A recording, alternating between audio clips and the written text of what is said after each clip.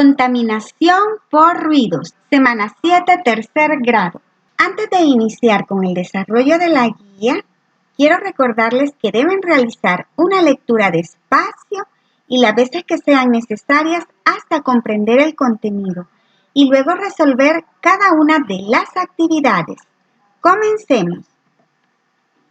1. Introducción. La contaminación de los ríos, del aire y de los suelos no son las únicas que generan efectos perjudiciales para los seres vivos que habitan el planeta Tierra. La contaminación acústica o por ruidos es uno de los factores ambientales que provocan más problemas de salud.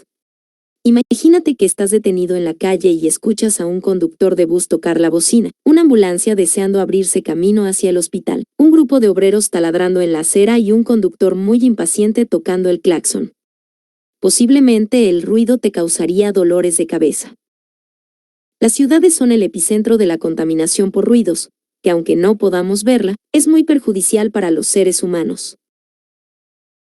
Si los seres humanos nos vemos afectados por este tipo de contaminación, entonces los animales de la misma manera se ven perjudicados.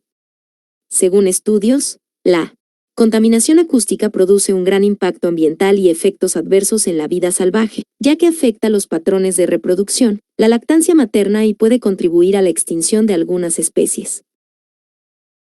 2. Contaminación acústica. Es importante aclarar que no todo sonido es considerado contaminación sonora. Se suele llamar ruido a todo sonido desagradable o no deseado para quien lo escucha, lo cual depende de la sensibilidad de cada persona.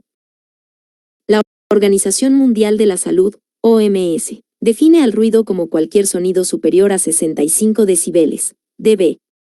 Pero este ruido se vuelve dañino si supera los 75 dB y se hace doloroso a partir de los 120 dB. La contaminación por ruido o acústica presenta unas características específicas que la diferencian de otros contaminantes. Estas son: es el contaminante más fácil de producir. Es complejo de medir y cuantificar. No deja residuos y no tiene efectos acumulativos en el medio. Se localiza en espacios muy concretos. Se percibe solamente en un sentido del cuerpo, el oído, lo cual hace subestimar su efecto. 3. Fuentes de contaminación por ruido. La contaminación por ruido puede tener su origen en múltiples fuentes. Enseguida, repasaremos las que se consideran principales. 3.1. Tráfico automovilístico. La principal fuente de ruido en las ciudades es la que generan los vehículos. Por ejemplo, el claxon de un coche produce 90 dB y el de un autobús 100 dB. 3.2. Tráfico aéreo.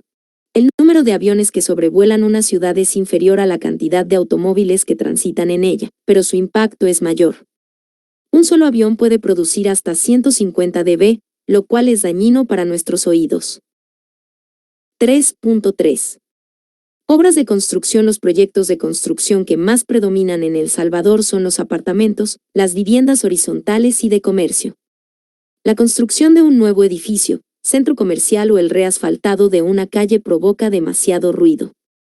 Por ejemplo, un martillo neumático suena a 110 dB. 3.4. Restaurantes y ocio nocturno. Uno de los permisos que debe cumplir por ley algún establecimiento de ocio nocturno, como los bares, los restaurantes o discotecas, es sobre la cantidad de decibeles que producen en una noche. A pesar de ser bajo en comparación con otras fuentes distintas de contaminación por ruido, la cantidad de horas a las que se somete puede llegar a ser perjudicial para la salud.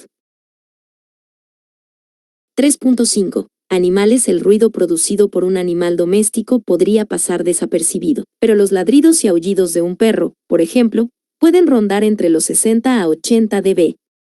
Terminada la lectura, hay que contestar las siguientes preguntas. ¿Cuál es la principal fuente de contaminación por ruido en la ciudad? Es el tráfico vehicular.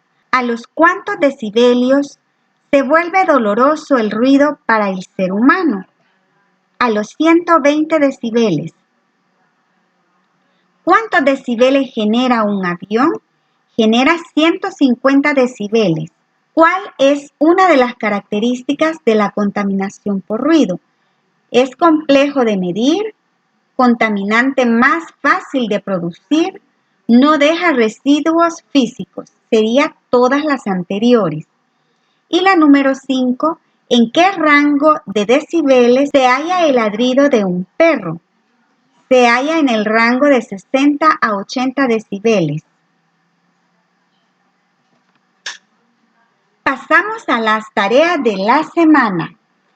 Van a dibujar 5 fuentes de contaminación por ruido que afecten a tu casa, colonia o centro de estudio. Por ejemplo, puede ser el tráfico vehicular, si están cerca de algún aeropuerto, el ruido de helicópteros, aviones, podadoras, cualquier tipo de máquina que se utiliza, la sirena de ambulancias, de vehículos, algún camión que vaya anunciando productos, ruido de aparatos, música, etc. Ustedes van a ver cuáles son los que están cerca de su casa, colonia o centro de estudio.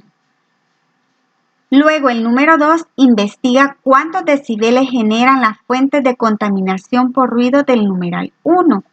Para eso, más adelante les presento y ustedes van a escribir cuáles son los decibeles. Luego, enlista 4 estrategias que podrías poner en práctica en tu salón de clases para disminuir el ruido. La primera es moderar el tono de voz. La segunda, hablar solo cuando sea necesario. Tercera, pedir la palabra para evitar hablar todos a la vez. Y cuarta, mover los pupitres con cuidado evitando arrastrarlos.